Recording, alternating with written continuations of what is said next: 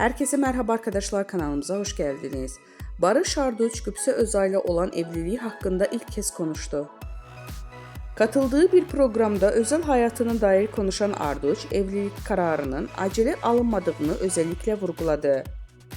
Barış Arduç ve Gübse Özay'ın hikayesi 2014 yılında birlikte rol aldıkları Dilha filminin setinde başladı.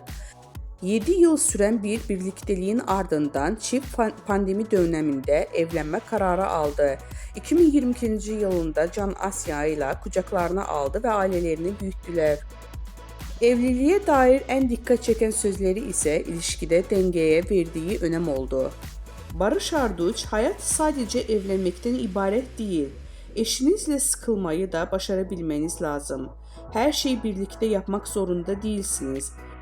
Birbirinize alan açmak evliliğin en önemli parçalarından biri diyerek uzun soluklu ilişkilerinin sırrını paylaştı.